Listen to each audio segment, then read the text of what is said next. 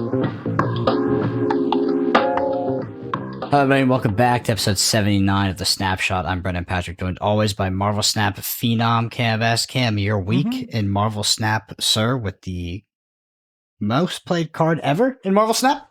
Yeah, so Arishem is really interesting and a very fun card and a very unique card.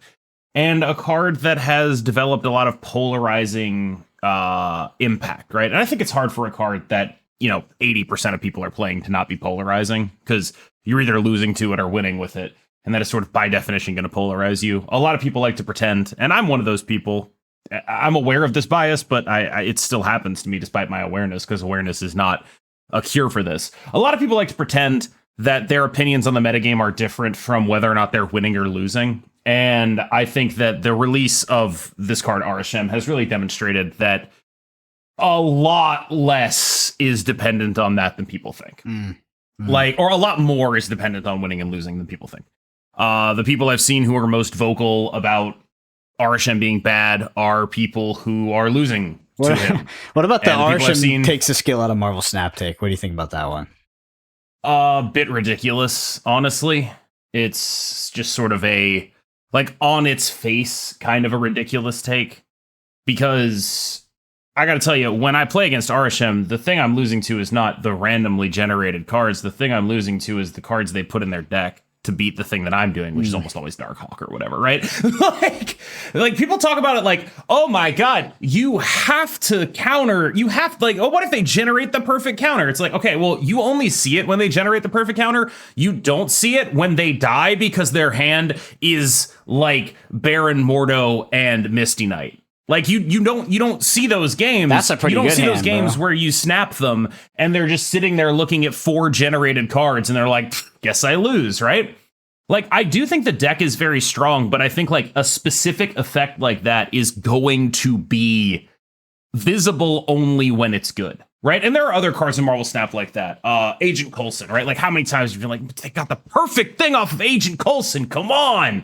Or like, oh my God, that Nocturne roll. Come on. Or like looking ahead to the future. Like, there's a card called Hulkling that's like a 6/11 that just like gets the text of a random 6-drop. Yep. And you're only ever going to see that card when it is the most broken thing on Earth. When it's like 11 power leader or whatever. You're going to be like, oh, come on. And because no one's going to play it when it's 11 power destroyer, right? You're never going to see the low rolls. The low rolls aren't a visible part of it, right? And so, especially because of the snap system, there's this idea that somehow it's not a downside to have all this random garbage in your deck. And I got to tell you, it is a huge downside. The deck has done better than I expected at turning it into an upside, specifically with the like blob mystique interaction, the blob absorbing man interaction. Turning the fact that you have a bunch of garbage into an upside is actually kind of relevant. I think that's legitimately good. And I do think that it is very likely to me that Arishem ends up being like a very powerful deck, a mainstay in the meta. But when you are playing something that is actually good into it, a Darkhawk, a Loki, whatever that is, right? You put them in a situation where they have to generate like one of 5 cards to interact with you. Yeah. Like you're not like, it doesn't matter what they randomly generate when you're playing, your last turn is 8 energy because of Hope Summers and you're playing Darkhawk Mystique. Alioth, Negasonic, and Echo. Those are the cards that interact with that. The rest of the time you just win. Like people act like it's so impossible to play around it, but the fact that the counterplay to him is so ridiculous, looking at Darkhawk specifically, is, I think, meaningful to me. I think it's a sweet card. I've been playing with it, and yeah, I've been having a lot of fun. What made me laugh is you were like, you gave an example of like a shit Arishem hand. I feel like my hands are more like Death, Patriot, Adam Warlock. Like it's just no, that's bad. Like, yeah, I'm just picking like random bad cards where it's like, it's turn 4, you snap the Arishem gamer because you just drew Darkhawk, and they look at their hand and they're like, well, I'm dead. Like there's a lot of that, right? Like, a lot of people, when they're playing Arishem, if they're getting snapped by like random deck, they look at their hand and they're like, can I beat Darkhawk Mystique? And if the answer is not yes, they're not staying. So, do you think there's that? The Loki shell is the best shell for Arishem? I Just kind of depends on what you mean by the Loki shell. Well, I Loki think in the the deck. cards Coulson and Loki should probably be in most Arishem decks. Yeah. Yeah. Well, I think you can add other generative effects in there as well. Like I've seen I think the Snowguard make more it of to them you some put in lists. there, the worse it gets. The worse the deck gets. Okay. Yeah. Yeah, that's more what I'm looking to Like- clarify. You think that the deck is highly like a lot of the deck's sort of power contingencies on that blob and copying that blob effect? I think that's what it is in non-mirrors, right? Okay. Like that's what you're about is like there's like this just like very strong line of like leech or whatever, just some sort of you can't do things tech card into like blob mystique, which is very good. Maybe you have a mockingbird to go alongside that. Maybe you just have like any generic 4-drop. You spent the first few turns of the game playing things that are above rate because every 4-drop is basically above rate when you play it on 3, right? Yep. Like a 4-6. Like people talk about how good a 3-5 is. Well, it turns out playing 6 power, that's like the average, that's the thing. If you were playing that on turn 3, it'd be pretty busted, right? Like if Cyclops or a 3-6, a lot of people would play it, and that's effectively what Yeah. Arishem is able to leverage. And so it's just like you're not giving up any power in a mid-range matchup, and your top end is so overpowering because of all the like blob Eliath garbage you get to do, basically. I wanted to ask you from like a high level perspective or from a heuristic perspective, like is the reason like is it just so powerful to be an energy ahead that you can have a deck of what is, you know, random cards? Like is that how powerful, like is it just so incredibly powerful to be one energy ahead from the start of the game that you can basically have a deck full of what could be garbage? Yeah, I mean, first of all, you have a deck that's half full of garbage, Half at mid, garbage. right? But second of all, like think about it, like people play electro decks, and that's an energy ahead, and you get dog shit on turn 1, 2, and 3, right? Yeah. Like people play electro decks, except that like when that deck works, it's guaranteed to be playing a bad card on turn 3. Like that's sort of the range. Like Arishem is basically like, look, you know, at least when I have like when I play my bad stuff on turn 3, it's like a 4-6, right? I'm playing the thing, you're playing electro, you know? Yeah. Like at least I get that. And like, yeah, sometimes I don't have all my end game pieces, but if I have enough of them, it just kind of doesn't matter because I am ahead. Yeah. And yeah, it's strong. And it's just so gross with Loki as well. Like it's so gross. That for me, like with Arishem, I remember I was kind of looking around. I was like, oh, should I buy this card? Should I not? And I was thinking about, I was like, how often have I had the conversation on the podcast? Like this is an XY, you know, this is like a 3-5, this is a 4-6. I'm like, I'm just playing 4-6s on turn 3. Like that's On fucking 3. busted. Yeah. Like it just, you can't get around that. Like that's just insane. How do you find the deck from an enjoyability perspective personally? I don't hate it. If I had to describe 2 things about Arishem that I don't like, it's how so many of the end games come down to this like tech card soup thing, and how its effect on the metagame is so strong, and it's hard to tell how much of this is strength versus play rate, obviously. To the point that like people are just like, I'll put Darkhawk in whatever, and if you don't put Darkhawk in whatever, you're probably not favored into Arishem. But also the Arishem deck can just brick super hard. And the fact that those bricks exist isn't actually enough to make the deck bad because of the stakes system in Marvel Snap, because their bricks only cost them 1 cube. But on balance, they're usually like gonna win more than they lose, right? Because it is a good thing to be doing. And so you end up in a spot where I feel like Arishem sort of gatekeeps a lot of alternative strategies out of the meta. And so you end up having like, okay, what is a deck? The first question you ask yourself is, can this play into Arishem? And that can mean anything from like, I slapped Darkhawk into my deck, to I am a dedicated Darkhawk deck. I am built specifically to play Darkhawk Mystique on the final turn. I am doing Loki stuff, maybe also a Darkhawk in there. I am a clog deck that is leveraging clogging them up, and the powerful tech cards like Shadow King and Shang-Chi are very good against Arishem, right? Like, there are multiple different ways to approach it, but outside of that, it does feel like basically it's asking the question. And the question has to be answered, or you're going to end up in unfavored spots against that deck. Do you think that it's like the ultimate free-to-play card? I don't know. When I say free to play, I mean like budget friendly, of course. You know, I mean literally probably, right? Like, I can't imagine that budget Arishem is like booty. Yeah, it's probably still pretty good, right? Very similar, like, just chucking a bunch of tech cards, maybe get a top end blob. Like, what else do you need? I can't imagine it's that bad, right? Like, You could probably do that. I haven't investigated it, right? But like, I would imagine that since so much of the power is wrapped up in above curve, it's probably like the new high Evo in terms of that. Exactly. That's what I was thinking. The new high Evo. That's what I was thinking. Yeah, It's why I'm so hesitant to be like, oh, this must be nerfed or whatever, because it's like, I feel like if you made a card that, well, 80% of the player base purchased, you got to go light on that card. Yeah, bro, they better not Mobius that card. That would be bad. My thought process is if I'm them, I would wait until after Cassandra Nova's released, which would give us, she comes out on the 23rd. So I'd wait like a week or two after that, which would mean like maybe get a month of Arishem if he ends up being overpowered. But I think if he ends up being overpowered to that degree, we would have to like sit and chill. But also, I find it hard to believe that deck survives contact with Cassandra Nova. Like, how that just seems very difficult for me. Do you think Loki? Because now you. Sorry, go ahead. I was just gonna ask if you think Loki's a must-play card in Arishem. Nah. I mean, if he's very good. Loki's dynamic is weird in Arishem because a lot of what Loki does is just turn your bad hands into not bad hands. And that's obviously a good thing to have in that deck. But at the same time, like, that is something that can be mitigated by the cube system. The other thing Loki does is you want like 5 specific cards in the mirror, and your opponent is usually running those cards too. So if you don't have any of those cards in hand, you can just be like, what if you give me those cards instead, right? So like there's a little bit of that with how Loki works right now. But yeah, like Loki can just like randomly cover it. Yeah. Which is like, it's a good card. I wouldn't want to play without Loki, but I don't think it would be like, I can't play without Loki. I think Loki is probably of like relatively tertiary importance. It's like maybe like the 3rd most important card to get into the deck. Did you ever play / do you still play with Quinjet in your Arishem list?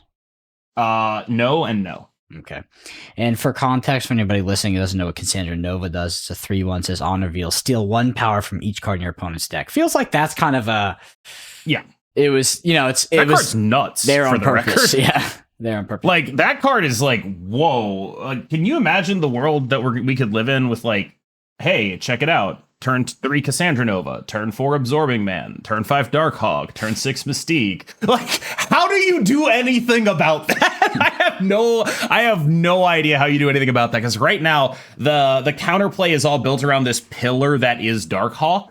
You just end up in these situations where it's like, all right, so baseline counterplay is play Darkhawk on 5, Mystique it, right? Their counterplay to that is one of 2 things, either like Blob Mystique to get rid of all the cards in their deck, or like Blob Zola to get rid of all the cards in their deck, whatever that is, right?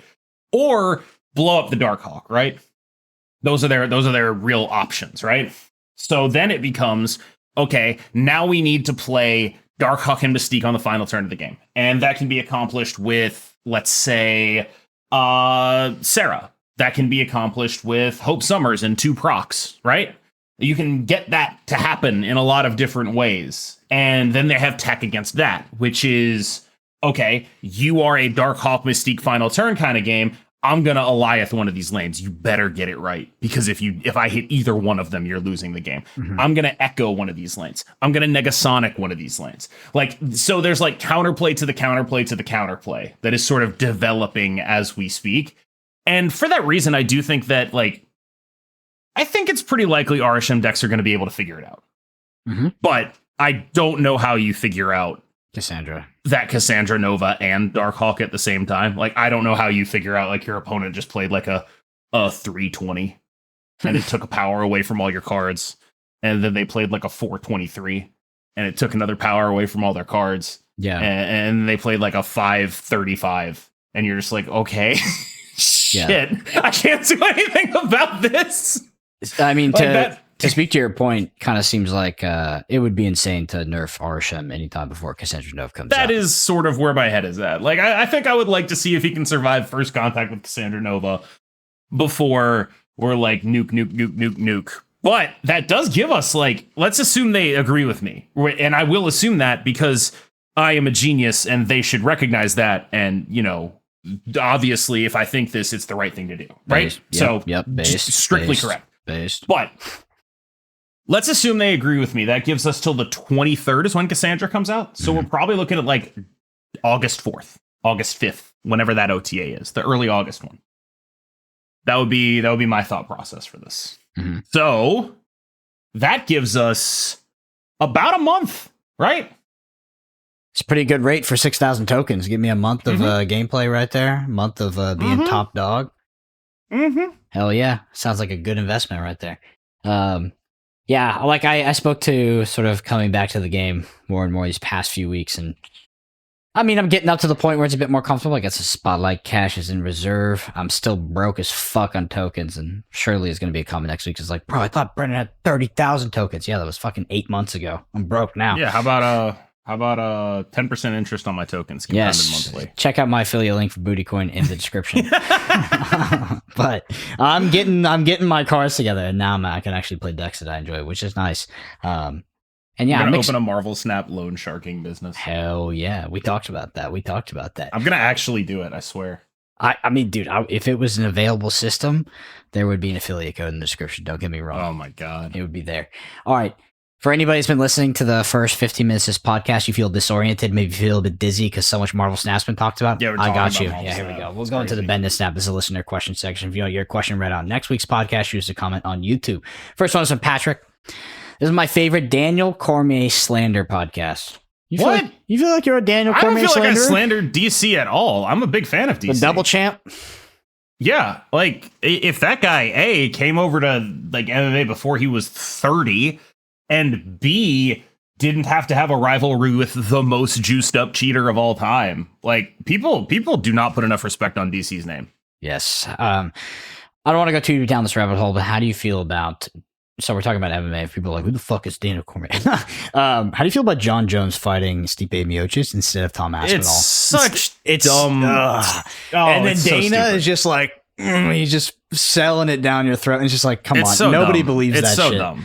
Yeah. Like, what is the point of an interim belt? Like, as I understand it, the point of the interim belt is that you get the next fight for the real belt. Yeah. That is my understanding. Let me explain this in layman terms if you have no idea about anything about MMA. Basically, like, in contention, greatest of all time. It's not in contention. He is the greatest of all time. He's also a cheater. Kind of a bitch for taking the Stipe Miocic. He's also a cheater, but he is the best fighter we've ever seen. Definitely ducking Tom Aspinall. Okay. In contention, very contention. Greatest of all time is coming back to the UFC to take a fight at heavyweight. And there's currently someone who is the interim champion, which is like a temporary champion position. And instead of fighting that person, he's fighting another person who used to be a champion. 43-year-old fireman. Who's definitely washed up. Like that he's already... Also, like, let me clarify this. It's actually stupider than that. He comes back to the UFC right after Francis Ngannou leaves the UFC. I know, UFC. Was ducking that one too. He was ducking that one too, yes. He beats a guy who is a great stand-up fighter with absolutely no ground game by just like choking him out in the first round. And that guy was like the number 2. And he does that is for the belt, right? Yep. And in that time frame... he's like, okay, give me, another 3 years or whatever. So like the division moves on, and this up and coming fighter named Tom Aspinall, who has a lot of amazing physical traits, like a lot of just like really high level, like this is what the future of heavyweight fighting looks like because of how, quick and like chinny he is. Like taking the shots from Pavlovich that he did, the speed with which he moves, he's a rare athlete. It's really the speed, to be honest. Like that's the big difference. Sometimes these heavyweights, they have taking that shot from Pavlovich is not a joke. They've got an archetype about them, and then you have these guys that kind of break out of that mold, and they're like very special. But that's also here's the thing. That's also what everyone said about Gon. No, who is the guy that's what the fucking marketer said about Gon. I never believed that. I never believed that. I never bought that. He was and is a very skilled fighter, Gon. Yeah, but there is something to be said for like Gon's loss before Jones being D1 Francis Ngannou, a guy who never wrestles, having torn his ACL, just wrestling him. There is something to be said for like, okay, that is like a pretty big mismatch on the ground for John Jones. Might be a path to victory for one of the greatest wrestlers in the UFC. Potentially. But like, that's the thing about John Jones is like, he is pretty undeniably, I think. Like, people will deny it, but they deny it for, like, so you can't deny the statistics. He is the GOAT. He doesn't have, like, he's mentally. It's him or DJ, right? Like it's him or Mighty Mouse, and like it's him. Let's be real. Yeah, but statistic goat, but yeah, this whole marketing ploy they're doing to try to sell us this fight is just BS, and then he's kind of ducking the guy that he should be. Yeah, fighting. basically what's happening is like this old guy that everyone thinks is probably washed, but he's still like sure he's great. I'm sure he's great. Yeah, but he's probably gonna lose, and like then we're gonna have to deal with another 4 years of him not fighting, and he's gonna come back again. And it's the just worst part is he's not going to do that. He's just going to retire and then walk around and be like, no one ever beat me, despite popping hot twice and maybe losing at least 2 fights. Yeah. So, yeah, I don't want to go too deep down the MMA rabbit hole, but basically, we're pissed. Also, this is all insufferable because Dana, like the owner of the UFC, is just like, he's selling it like everybody wants it, and nobody wants this. Like, actually, it's it's very bad. Yeah, it's bad. Also, to be clear, like John Jones has like a documented history of just generally being awful. Stand-up guy. Like beating up his fiance, getting arrested for, was he driving under the influence of cocaine, or am I mixing that up with the time he tried to fight a cop car? I don't know. Man likes to hit the slopes. Can't blame him. Famously popped for steroids twice, and also routinely would hide from testers, going so far as to, in one memorable occasion, allegedly pee himself hiding under a ring from the testers for 12 hours. Sounds like an Irishman I know that tends to... Oh, wait, was that Connor? No, but it sounded like you're like dodging. You saw it as Connor on his yacht. Yeah, but like that's everyone in the UFC in a foreign country on a yacht, on. just like juicing up for 3 years and then but like pulling out. Yeah, of his like fight, Jones is like, he's also, and I think this is like the thing that really bugs people about him. He's like very performatively religious, like, and he does all of this like family man shtick while like beating his wife and doing a bunch of drugs and kind of relentlessly cheating. And so like there's this just like, Jesus, dude, why are you like this thing with him where it's like people are going to come for me, but I'll say I don't care about any of that. What I care about is that he talks shit, and then he's ducking Aspinall. That's as far as it goes for me. I'm level 1. You can't talk shit and duck the interim. I don't give a fuck. Like, everybody knows John Jones is a turd, but fuck. I just think that like there's probably a lot of people in card games who are not exposed to like the lineage of, as he would put it, tests from God he has received. Oh God, yeah. All right. Elged says Wasp should have been unnerfed once Lockjaw got nerfed. Your thoughts? I'm assuming they mean Haiva Wasp, and sure. Yeah. Fair enough. All right. People were like, God damn, we finally got out of the MMA talk. Well, here's some magic talk. All right. So to preface this, I want to tell you that Thassa's Oracle is a blue. That's something they know what that is. 2 blue mana card, and it says when Thassa's Oracle enters the battlefield, look at the top X cards of your library, where X is your devotion to blue. Put up to one of them on top of your library. Devotion to blue is how many blue pips are in your cards. Yep. Put up to one of them on top of your library, the rest of the bottom of your library in random order. If X is greater than or equal to the number of cards in your library, you win the game. So Karkassi says, as far as I understood, the Bant-Nadu deck doesn't even need an actual win condition. It just loops the whole deck over and over with endurance. And then with each loop, it balances opponents' permanents with Otawara, destroys their lands with Boseiju, and then gives infinite +1/+1 counters with Bristly build. Thassa's Oracle is just needed for the online version, since you can't run out the you can't That's what run I out thought. the That's clock what I was without saying. it. That's what you said. That's what I was saying. There's no oracles in those decks. So I was like, I don't understand how they win. Didn't get it. And then even Alex says, apparently Thassa's Oracle is training wheels. The combo has something to do with looping endurance and using Otawara to bounce all your opponent's stuff. Yeah, so this is a game called Magic. It's a fun card game where you can actually just like put your opponents in a mental prison where they have to jerk suffer off for 30 minutes. Yes, and watch you play the game. Yeah. Marvel Snap avoided that game design. Anyway, on to the next one is Zach. Much to their detriment, surely. Yeah, surely. Zach, people who play card games are always bad assessing cards before they release, but I think Snap suffers more because the game is so unique in how you build decks and how you play the game. 12 cards, 6 turns, simultaneous turns, etc. It's why everyone was wrong about Loki, not this guy. Why Angela looks busted if you're coming from another card game, and why we can now look at Fastos and see that it's pretty mid. Do you think there will ever be heuristics? Hold on, I thought Fastos was mid before it came out. You did. So I think this, some of this doesn't apply to this, but it says, do you think there will ever be heuristics that people can develop to assess cards better? Examples: this doesn't give you enough turns to play it. This is huge. This cheats a lot of energy, etc. I think the easiest one is this the best in slot good card? Like, and that's going to be a rare one, right? But like those are like 5 out of 5 star cards, and then like below that are like how competitive is this card with that other stuff. And that was the heuristic I was going off when I was talking about Fastos, where it's like, I don't really see a world where this is dramatically better than any of the stuff I would already be doing. And so the question is always like, what are the use cases? What are the contexts in which this will exist? Because I don't know if you're aware of this, but we did not just fall out of a coconut tree. We exist in the context of all in which we live. And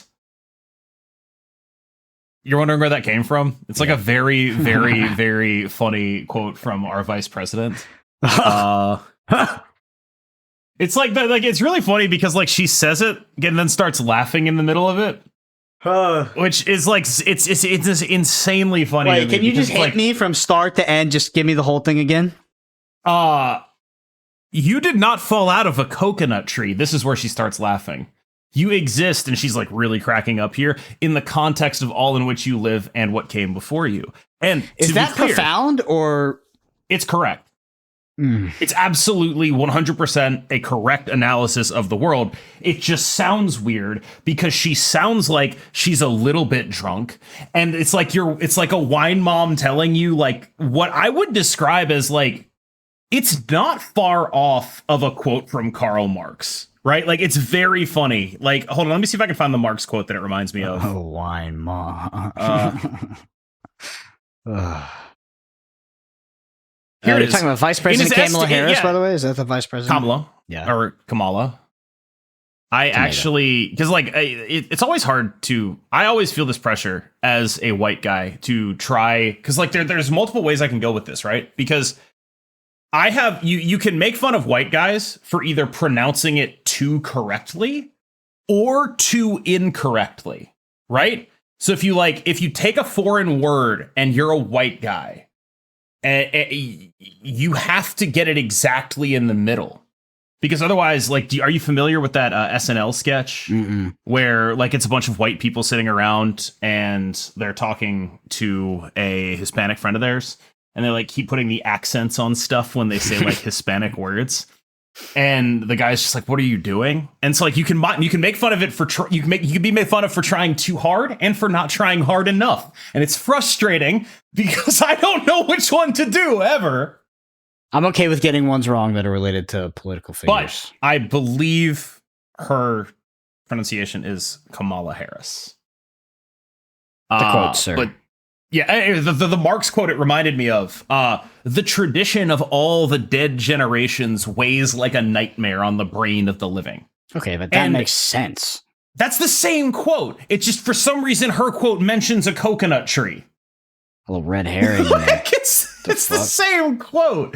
Like it's making the same observation, which is we exist in this vastly complicated world that is defined for us and laid out by people who are long dead, and the decisions they made, and the decisions their children made, and the decisions their children made.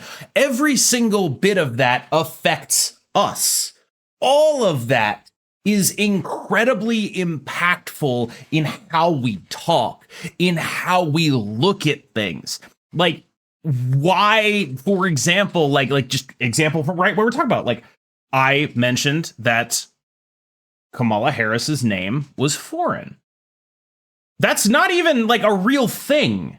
Borders are a thing we made up. Like, this is, and so when we talk about stuff like that, like I realize I'm getting way off track here, right? Pretty But- sure we did like a 10-minute bit on MMA, so Sure. Yeah, sure. It's acceptable. But like it's not even like when we talk about you exist in the context of all in which you live and what came before you, that is a nicer way of saying the quote about the tradition of the dead hanging like the weight of a nightmare around around the living. Well, And the point I was trying to make is, given that we exist in the context of all in which we live and what came before us, it's hard to evaluate the effect cards will have because you don't know how they're going to react to the context in which they are introduced, right? When Loki came out, Mobius didn't exist. But then Mobius did exist, and that changed how good Loki was. When Arishem came out, Darkhawk existed already. So that was like one place that we could go for an immediate answer to that. The point I'm trying to make is that I think what you're driving at is basically, is there any real way to predict the future? And no, there's I not. think there's heuristics. I think like the easiest heuristic in Marvel Snap is to look at the vanilla value of a card and then do some hypothetical math on like what the floor and kind of like mid-tier, maybe you calculate It's a like bit. people love to say that shit, right? Like, but like all the heuristics people come up with are like, discounts are good. Well, It's like, no, I would they're say not. like we They're not talk always. some of the best cards of the game. We were just like, well, Elsa, she's like a 2 fucking 14 Yeah, or something. sometimes that's real, right? Yeah, But yeah. like, okay, look at Arishem, right? People are like, oh, it's busted because you get 6 extra energy, and that means Loki is more busted because you get more than 6 extra energy. It's like, I don't think about it in the context That's of not energy. true. I more think about it a as, lot of people do. I think about it as playing 3 6s, right? Like, Right, it's actually about that. It's about when you have the energy. yeah, which is, But like, yeah, it's. I think the point I was trying to make is it's very hard to do anything other than, would I play this over something else, right? What would make me play this over something else? Which is why all of my analysis is, here is the case for this card being playable over something else, and not, this is a 10 out of 10, you have to buy it 4 weeks before the card comes out. yeah. I actually think the Angel example is really interesting because it's effectively kind of a free card, kind of. And in other card games, that's amazing. But in Marvel Snap, due to the lane system, the cost of putting in your deck, it's like you Did they say Angel or Angela? There's Angel. Angel flies out of the deck, right? Yeah, but like, did they say Angel or Angela? Yeah, Angel, right? Angel. If Okay. you come from other card games, Angel looks good. Free 1/2. What do you mean? Like a free like that's in other card games that's good. Like cheating stuff out for free is good, even if Yeah. it's incremable value, small value. But it's not Yeah, good. because you could, but like that's what the issue. God, I really just. Have you seen those like those memes where someone does that and the other guy's just like ready to punch him in the face? He's like, I don't know. The point I was trying to make is that's because in other games, having a creature is also removal. well, Like in Hearthstone, Patches the Pirate is good, not because it always comes onto the board and hits your opponent in the face, but because you freely get board presence with it. And board presence isn't even real in Marvel Snap. Like, when people talk about card advantage in Marvel Snap, the virtual card advantage in this game is winning a location your opponent committed to. Yep. Because it invalidates the cards they put there. And it's just like a totally different conception of what card advantage is and what a winning play in that context is and what value is, right? So yeah, I think that's a valid thing to point out. so the next question is from Ray Ray. It says, I personally prefer That's what I thought. Conquest because I That's what I believe that thought. with the power level of tech cards, it is a better system. Conquest would be much better if the transition screens were sped up and there was a chess clock implemented, just because it's the fun mode that people use to dodge those stupid hot location days doesn't invalidate the need for improvements to make it feel better. I think it points a certain way in terms of what those improvements should be, right? You're talking about making it more of a fun mode, right? And that's what I support, right? I want it to be a thing that they lean into as like, hey, you want to just screw around? Here's Conquest, because that's how it's actually being interacted with. And I think that a lot of people who play a lot of Conquest have the wrong idea about whether it is a meaningful marker of skill or knowledge of a card game or anything like that. And I think that those people want it to be improved because it is a part of their self-identity. And that if it was something worth investing in, they would be like, I was the guy for this, right? Well, there's one thing this person said that I want to get your take on, which they said, I believe that the power level of tech cards is better in that system. I agree. I have no idea. I enjoy tech cards a lot more in Conquest than I do in on Ladder. I think where Conquest and Ladder really differ is the value, not of tech cards, but of surprise cards. Okay. And on Ladder, even like once you get to the high levels, even then it's not very useful because like you get someone with it once and then you play them again and it's just like, okay, well I can't get anyone with this anymore, right? Like, so I do find that people who talk about the differences between Conquest and Ladder, or especially, and I realize I'm subtweeting here, websites that say I have a Conquest tier list and a Ladder tier list. I didn't even know. Ridiculous. I'm sorry. Like, it's just not. It's not a thing you should be doing. That's just like a way to get a second piece of content out. Like, Lord knows I know a lot about that. Yeah, I was gonna say you could really implement that. What if you just like doubled up your videos and you did Conquest evaluation? 2 tier lists. Yeah, it'd be so different. It'd be so worthwhile. This is to say nothing of just like how bad Conquest data is. So like having a Conquest tier list based off data is like even worse than having a Ladder and a Conquest tier list, because it's like you're getting self-reported data from an open matchmaking system. So at least when you're getting when you're sorting by top 10% infinite or whatever, you know that the people in top 10% infinite are matching with people around their level. It's like a relatively even matchup. But in Conquest, you're looking at data from people who have installed your tracker playing against everyone, meaning the people who have installed your tracker are going to be more heavily invested in the game. They are the people who are trying to win harder. They're on fan websites about your game. And so, of course, the win rates are going to be weird because the people reporting them are the people who are trying really hard to win. The winners, yeah. And so it's like, yeah, like I while it is offensive to me at a base level that there's like, oh, here's our Ladder tier list and our Conquest tier list, ridiculous. It is even more offensive to be like, here's our data-driven Conquest tier list. This next question comes from a plug. They say, not gonna lie, I'm a little nervous for Deadpool's Diner. Can you explain Deadpool's Diner to us? Like, what exactly is it? How does it work? Okay. How much do we have to grind? So, the way it works, as I understand it, is there's a bunch of tables where you can gamble bubs, and bubs are just cubes. And it lets you gamble at like very high rates, and your bubs refill. And I think you can also pay gold for a refill, but your bubs refill over time, like a stamina mechanic in a gacha game. But basically, your goal is to like reach certain amounts of bubs.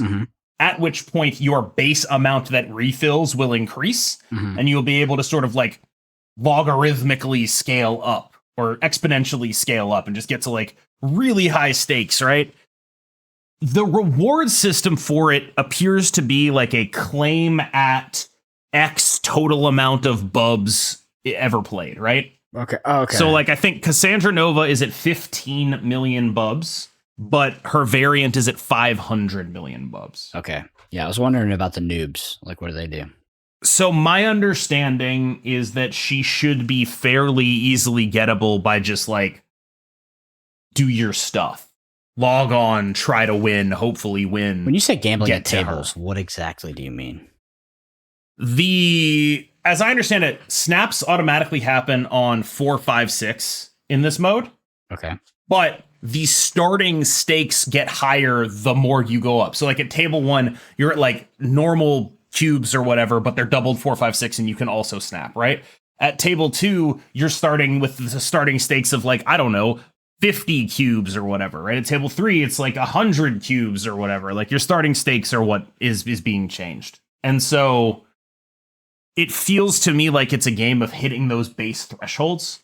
Personally, Bro, sounds kind of like medium on the mode. It's gonna hit the lizard brain. Personally, I'm kind of medium on the mode. I'm not going to lie to you. Damn. But I feel like it's gonna. I mean, what you described sounds like it's gonna really trigger my, my inner degen. well, the reason I'm medium on the mode is because I'm a content creator. Yeah. And it's like, I want to get that card immediately so I can make a video on that card. And now instead of getting that card immediately, I have to grind it out just like everyone else. And it's just like, why can't I just give you money for the card like I do with every other card so that I can play the card and make a video on the card? You're going to be matched? Do we know anything about matchmaking in this mode? We don't know anything about matchmaking. Okay. Yeah. I mean, seems novel, interesting. I guess we'll see. Next one here, and last one. I had to kind of skip a few because we also got to do card ratings. It's that time of the month. No. Skipping? Yeah. That result says, how do you think we can introduce a new game mechanic like move or destroy without having a several card dump like we had in the early days? I mean, well, aren't they doing that with Activate? They are. So do you think the answer is going to be like that? I think that's going to be a good. I mean, maybe that's a little bit different than move or destroy. I do think it's different than move or destroy. I do think that it would be hard to do like a move or destroy, but also it's like, what ideas do you have in that vein? Because I actually can't think of any. I can't think of any either, but I feel like I'm on the spot right now. Right, but it's like, okay, you have cards. You can add cards that synergizes with your cards dying on the board, your cards dying in your hand, your cards moving from place to place. I got it. What else? I'm on it. You play a card. Mm-hmm. And then every time you attach something to this card, you draw 2 cards. If one of them... They could just make that. Yep. Every time you attach something, you draw 2 cards. Then for each card that starts with the first half of the alphabet, you can play for free. And then you can trigger this twice. And then every other character you can also trigger I get this. it. You're doing Nadu. I see where you've gone. I get it. I get it. Okay. But like also they could just make a card, right? Like when you talk about like a mechanic, what baseline mechanic could they do that isn't already in the game? And like when you talk about like, wow, it couldn't be a move or a destroy, it's like, yeah, it probably couldn't be because those are like very simple, easy things that they baked into the game. And I can't think of anything simple and easy as that. Mm-hmm. There probably isn't anything as simple and easy as that. I don't have time to think about it right now because we're mid-pod, but maybe sometime. But yeah, we'll see how it works with Activate. Something like Destroy, I think, would actually be pretty weird if they trickled it out, for sure. Like, what would you even start with? What would you even start with? It would be very weird if they trickled it out, but also it would be very weird if they had not explored that space already in the base game. That's what I mean. Like, it's like such a baseline obvious thing that when you talk about some imaginary thing being a peer to destroy or move or discard, the reason that's imaginary is because it actually is imaginary. Okay. There isn't anything that basic that we can put into the game.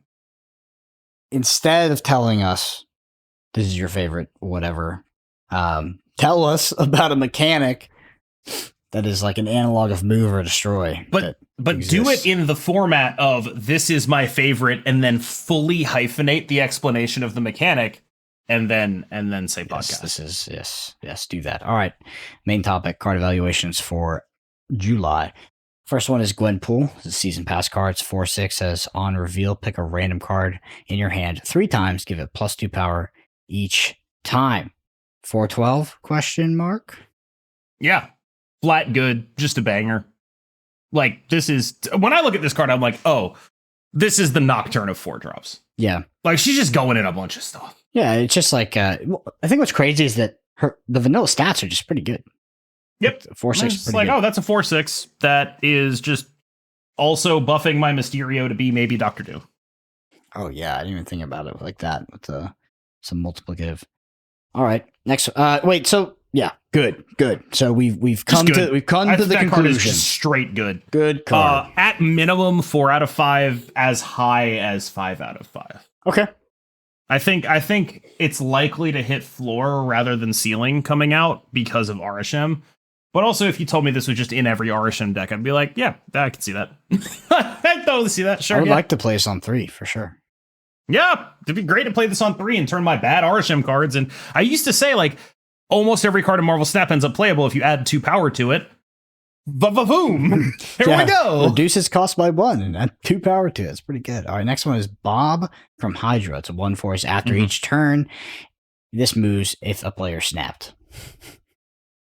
I don't think he's going to be good, but I'm glad they're exploring this space. But Yeah. when I look at him, I'm like, if they wanted him to be good, he'd be a 1/5. Yeah, for sure. If a player snapped, is pretty. That's a cool mechanic. It's a great mechanic. Man, like, I can't believe it took him that long. Actually, It's really, really cool. But also, I think if you made him a 1/5, it would be like, wow, that's messed up. What are you guys doing? And so they made him a 1/4, and it's like, I feel like him in like the context of Miles Morales, maybe. Okay, yeah, for sure. I wonder if they made something that was overwhelmingly powerful. That's not overwhelming, but let's just say very powerful.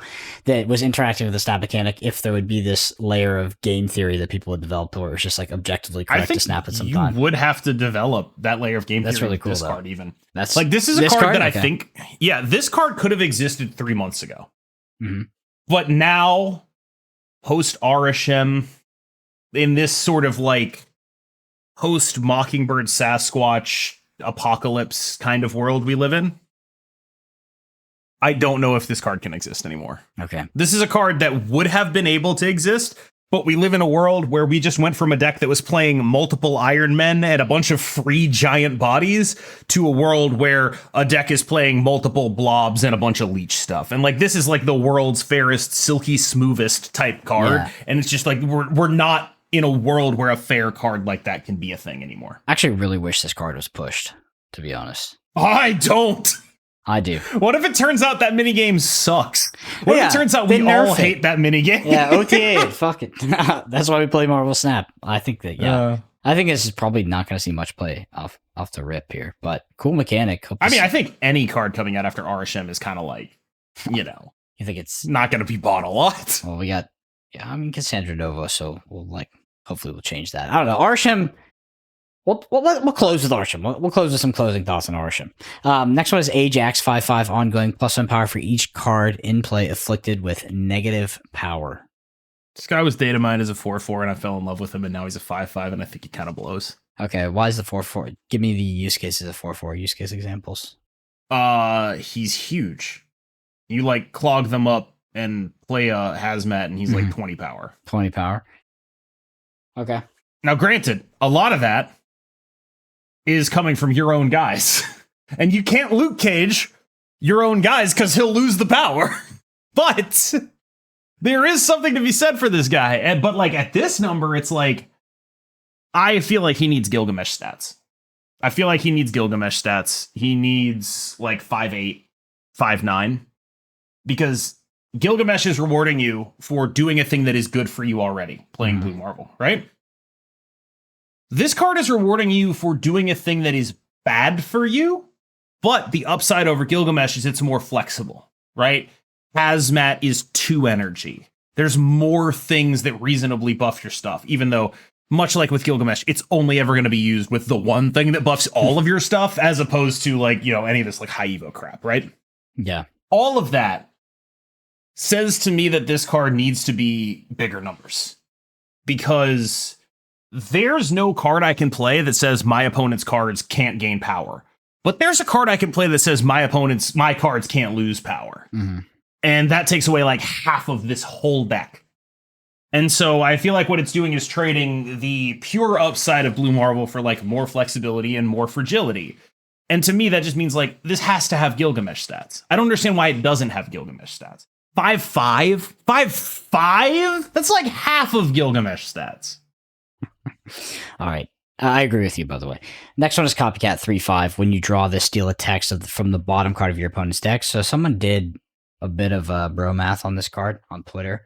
If you looked at the general card pool of Marvel Snap, you end up like the stats are actually pretty favorable for okay and good, and the actual ceiling for incredibly good is it's not that unlikely. So incredibly bad, like catastrophic, is actually pretty unlikely. So the card seemed good when I was looking at the that math, but obviously it's highly contextual because you're not encountering all the cards in Marvel Snap whatsoever. But right. You're encountering the good ones, which should actually bias it higher. Yeah, that's what I was thinking. Here's the thing, though. This is like when I go on my like rants about context. This is a card everyone was like, it's going to be so fucking good. Because we were in a world of mid-range mirrors, right? Mhm. Everyone was playing mid-range mirrors. And like, this card is amazing there. But what happens in a world of Arishem? Does this card even matter? I think that's where the math It's comes not in. relevant. Yeah. Well, No, actually, but like, it's not relevant, right? Like, you are like the power scale of an Arishem mirror is so absurd. It's so out of whack to the power scale of anything else reasonable because you're jamming these like 40 power Darkhawks, and it's like, it doesn't matter what your 3/5 does. I don't care if your 3/5 is Doctor Doom. Who gives a shit? 2/5 to be fair in an Arishem mirror. Sure. But like, it's just like, I don't care. I don't care what it is unless it literally hits Darkhawk. I don't care. So it's like, there's like 4 good hits out of 24 cards, and we're just like, yeah, sure, it'll be great. I'm sure the card is good in a normal world. I really don't know if we live in that world right now. So I agree with you. I do think this card is good. If I'm looking at it from 10,000 feet, I'm probably picking up this card. If anything in the season, like this is the one I'm going for, because I think it's going to just be a generally good card, especially if Arishem gets clipped at any point. So yeah, and then of course The downside of this is that like a lot of people hyping this don't seem to understand that the bottom card of their deck doesn't really matter. Like, you can try to make it matter by like shuffling their deck or whatever, but generally the bottom card of their deck it's a is steal. not a card they're going to draw anyway, Yeah. right? Yeah, So I who didn't gives a even shit? read it like that. For some of it, it literally says steal, but I didn't even think about it in the context of Their name is copy. yeah. Okay, so I'm not an idiot. Okay, well, Well, well, you know. yeah, I mean, let's not go too far. yeah. I didn't even think about it in the context of actually stealing the text. I was just like, oh, A lot of people seem to be like, oh my God, you're going to steal it. Think of the information value. And it's like, I please. think, all that stuff is Oh, relevant please. or whatever, sure. But like what actually is relevant about this card is the number in the orange box or hexagon or octagon or whatever it is. That 3/5. Because if this card was a 3/4, you're not playing her. But at 3/5, you can be like, okay, this is a contender for best in slot because it's a 3/5 that has some upside here, right? And everyone's gonna like wax poetic about how it's the information that makes her good or how above rate she is. It's like, no. It's the 5. It's the 5 on her orange number. Man. That's what makes her good. Because if she's a 3/4, you never look twice at playing this card over Nocturne. Ain't Never. no way people are still beating the drum on information advantage on these cards, like being a serious quantitative consideration. Like, it's just not. It's just not. I mean, come on. We had this. We like Howard the Duck came out. It went. It's shit. So like, If Howard the Duck was a 3/5, I think you could really argue for it. You realize I'm not joking about that. Like, Yeah, I like, know, I Part know, of why it's Howard better. sucks is that he's a 1/2. Yeah, Like, that's real. I know it's better. It's just like I think. I think you could really argue for 3/5 Howard. Okay, what would you if you could put a quantitative value that would go in that orange box on the information you get from Copycat? What would it be? It's less than 1, right? It's less than a singular. Yeah, point. it's like 0.5 0.5. Yeah. at min or at max. At max, probably. yeah, it's like it's actually so low. Like, it's not non-zero. You will see Yeah. relevant things at some time. Well, You're like, like, yeah. oh, the Shang-Chi's on the bottom of their deck. I can do whatever the fuck I want. Yeah. This is actually something that, like, this brings something to my mind, actually, which is how the fuck are they supposed to make 1-drops? I don't know. I like a 1-drop in order to be good needs to have like basically 5 power. Yeah, 1/5. That's basically that what I'm moves looking when you like snap. basically 5 power. Yeah. In order for it to be good. Like Bob the It's just like, Hydra. holy crap. Like Bob the Hydra. Especially now because we're starting to 2-drop with Arishem decks. Yep. Yep, no more 1-drops. And then of Yeah, like course 3/5 Howard. If Howard was a 3/5, I think he'd be a real consideration.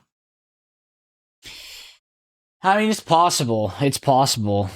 Like, I think like it's having a body that good and getting something else on top of it is basically exactly what you need from any card. Okay, question. Might be a dumb question, but if you had vanilla textless 3/6, would it go in every single deck? Probably. If Cyclops was a 3/6, that card would be busted, right? Yeah, I'm just trying to think because like I'm thinking about the ceiling above Howard. So no information, but you get the full point. Like a 3/6, would that go? Yeah, in I think every a single 3/6 would be like very playable. Yeah, I think it'd be playable, but would it be Yeah. like? Well, again, like that's what I'm saying. Like, I'm not saying Howard would be busted. Yeah. Probably still a little bit worse. But just putting him at a stat line like that as opposed to the 1, like making him one of the things that really sucks about one drops in Snap is they are not meaningful methods of contesting a lane. Mm-hmm. They are simply not relevant a lot of the time. Whereas 5 power is actually, to me, it feels like 5 power is the breakpoint for like, oh, that's actually like a relevant number in there. Mm-hmm. It's gonna be relevantly sized. And I feel like that's why they keep making so many 3/5s, basically. Like, one really easy way to get your card to like, I will consider this is slap a 3/5 stat line on it. All right, and then of course Cassandra Nova is coming out with Deadpool's Diner. Talk about Arishem. Like, what are you thinking about Arishem kind of long term? I know we have Cassandra on the horizon. I mean, it really is just the Cassandra stuff, right? Okay, let's say Cassandra wasn't coming out. What would be your opinion? I do not like that he reduces the metagame to what he's reduced it to. Okay, However, fair enough. I cannot tell how much of that is power versus play rate. And I think that I saw a response from Glenn Jones in the Ask the Dev that was like, basically like, we don't even look at the first 5 days of data because that's a ridiculous thing to do when we talk about nerfing a card. We're going to look for we're going to like wait 2 weeks after the first 5 days before we make a decision like that. And hearing that was like, oh, yeah, that's probably a good idea. Like, because the first 5 days of Arishem, I would describe has been pretty ridiculous, right? It's been a pretty ridiculous scenario. But again, it's very hard to extricate. It's definitely strong, but it's hard to extricate people just playing it to play it. And the fact that there are people just playing it to play it means that the way the deck has to build itself has to keep mirrors in mind, which makes things weird. That said, I do think if Darkhawk didn't exist, I would be one of the people calling for a nerf. Yeah. It was also very novel. So, it speaks to your point of people playing it to play it. Speaking of Marvel Snap and Twitter, a little meme I saw that you saw. It's not a meme, it's a real thing, but they put up a phone number on Deadpool's Diner. So Regis Kilpin pointed out that the phone number and the phone number went to a scam site. Yeah, like they're trying to sell like a bunch of Life Alert type things. And the website was bought by someone in Regis's comments. We both suggested things to this person. I suggested they redirect it to one of those anti-gambling get help websites. Regis suggested that they redirect it to regiskilpin.com. What they ended up doing was better than both of those, the Palestine Children's Relief Fund. So, kudos to them. I would have sent this straight to Booty Coin. Well, I suggested the joke thing, but they were like, no, I have morals. Yeah. Which, fine. Okay, go have morals then. Yeah, I guess no fun. It is a good cause, though. It is like objectively, if you have the ability to like do that, you probably would be like throwing away. If we talk about it in the context of value, the plus EV thing is to link it to the charity. How did they not check that? The phone number one is particularly funny. No, the phone number one is particularly funny. One silver lining is, for the most part, I think the age demographic of people who play Marvel Snap is not going to fall for that scam. But damn. Hey man, I've got like 12 life alerts on the way right now. What I would have given to be in that Monday sprint meeting discussing this mishap. They were all off work. Yes, I would have loved to be in the next weekly meeting where we get to talk. So like when this time this has come out, they will have had that meeting. Yeah, someone is just like, hey, what the fuck happened here, dude? All right, who's the intern? We gotta blame this. Yeah, that's a pretty funny. Who's the intern you gotta blame, and can I have their job, please? Yeah, that's a pretty funny mistake, to be honest. Great Twitter meme. So anyway, Cam, anything else to say before we close it out for this week? Are you pumped? Are you excited for July? How you feeling? I'm feeling like I wish Deadpool's Diner was earlier because I want Cassandra to enter the meta as soon as it possibly can. I need her to save me. Save me, bald woman. Professor X, the bald man, has saved me from these metagames before. Mm-hmm. I need Cassandra to save me. All right. Well, if you listen to this podcast, you enjoy it. Number one thing you do is leave us a review on ratethispodcast.com/snapshot. It helps so much. Video version of this at YouTube at youtube.com. Hold on. I'm sorry. Something just occurred to me. Does Professor X, do Professor X and Cassandra Nova have congenital baldness? Bro. Is this a No, like, Marvel Snap seriously. lore question? Yeah, like What podcast she do you is think this. you're By the on? way, for the record, Professor X and Cassandra Nova. He sensed she was evil with his psychic powers and then beat her up and ate her in the womb. That is the canon backstory to Cassandra Nova. Normal. She lived in the sewers for a while as a like half-formed thing, and for some reason she ends up being like a bald lady.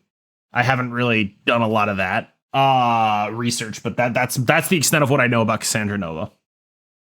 Can you even say bald lady? Is that even allowed? Are you into like a nicer term? I just remember like somebody said that about Will Smith's wife, and you remember that? That was the bald joke from what's his name? But I'm not making a joke. I'm just describing her. Gotta be careful, bro. You're the one who took that as a joke. You were like, keep Cassandra's the concept of a bald lady, that's inherently funny to me. You're the asshole here. That here says we more go. about you than it does back about on Twitter me. right here in the fucking booth. I've been here before. Flipping it on me. Keep Cassandra's name out your mouth. Yeah, no, I like why is she bald is really my question. I don't Like know. did they do that just to make sure you knew that she was Professor X? Like they were like, how do we visually convey that she's related to Professor X? And someone in the room was just like bald, and they were like, fuck yeah, that's a great idea. Marvel. They have like the Like- no offense to Marvel fans, but they have the most unoriginal concepts for like I don't know. The naming conventions are crazy. Like I don't know, She-Wolf. Blackagar Boltagon. Yeah. That's his actual name. That one's Black not bad. Bolt. That's pretty bad, dude. They're usually just like I don't know, like gender subject. Like that's the name. Go with it. Ship it. Like that. Like Gender subject? Yeah, like She-Wolf. Superman, Superwoman. That's is that DC? not. Same That's shit. DC. Yeah, same you shit. have listed no Marvel characters. Oh, Werewolf by Night. Like I just think all these names are so bad. That's not gendered. I realize I hit some DCs on You're the way a there. fraud. Wait, I never proclaimed to be this Marvel. I don't know. It's That's literally Ant-Man. no Marvel. Ant-Man. Okay, but that's reversed. That's descriptor gender. Still dog shit, or should we call it shit dog? Like, I mean, it's like it's really unoriginal. Shout out to my no new offense. favorite hero, Hulk She. Yeah, she. Yeah, she. See, bro, it's bad. Like that. I don't know. I'm not saying that the lore yeah, is bad, but Like, fuck. I kind of wonder what happened there. Like, what was the discussion in the writer's room where they were like, we need to make sure people get that she's related to Professor X. And they were like, what is Professor X's most defining feature other than being in a wheelchair? And they were like, oh, she's bald. Like, I kind of think that's how it went down. I think that just has to be how it went down. It's a man. He's small. Ant-Man. I mean, come on. There's a lot in his backstory related to ants. Sure, but okay. I mean, I don't know. Like, I mean, come on, come on. The names are bad. Nobody can come at me with that. If it's warranted and there's a good backstory, like whatever. But the names are bad. Kind of. Just agree with me. I feel like you could do that with like a lot of names. Okay. In comics, where it's like, they need to be like easily recognizable. Yeah. That's like the point of them, right? Yeah, and I was kind of speaking generally about comics, hence why I started listing DC. Just named a bunch of DC characters. They're all the same to me. All right.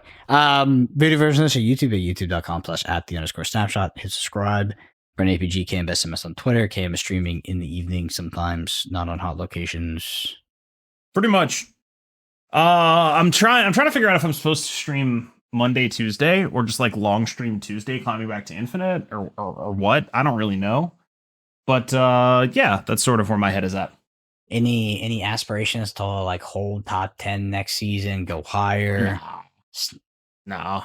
No, I right? just like doing well. My goals are always do well. The rank is sort of not really something I worry about too much. I mean, like I've been in the top 10 a bunch over the last 2 seasons. It's not really like something where it's like, oh, I have to do it, you know? 0% of you wants the rank 1 like screenshot. I technically was the first ever rank 1 player. So I don't know. That's I true. was rank 1 before there were ranks. That's true. Does it mean less? I don't know. Would it do anything for me in my career to have that screenshot there? No. Like, the real cheat code would just be like grind it out on day one. But I think at this point everyone knows that like those like early like first 3, 4, 5 days of the season rank ones are not really all that meaningful compared to where things end up. And I could do that.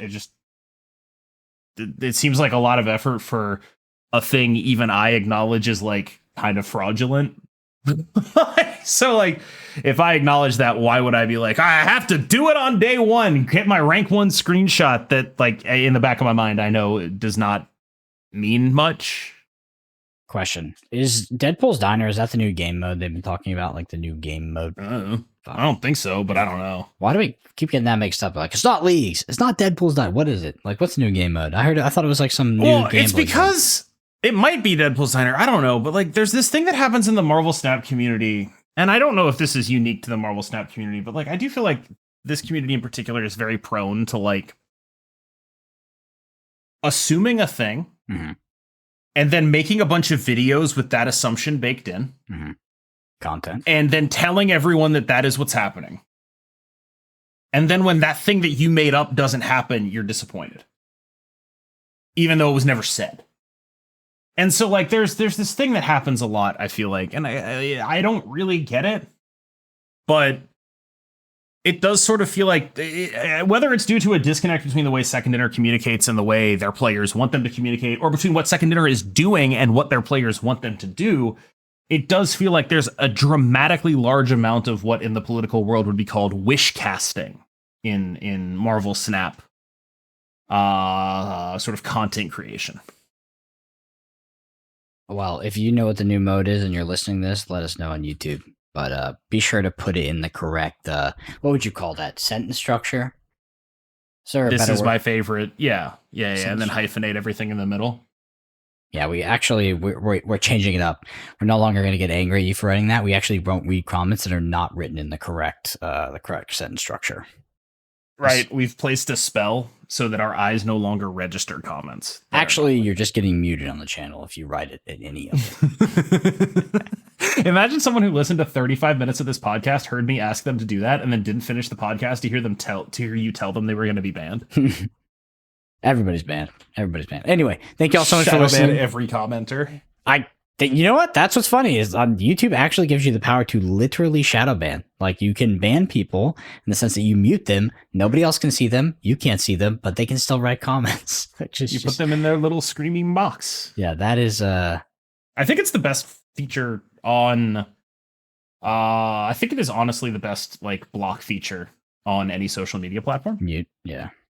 Like the YouTube mute for the channel. If I had access to that on Twitch, oh my god.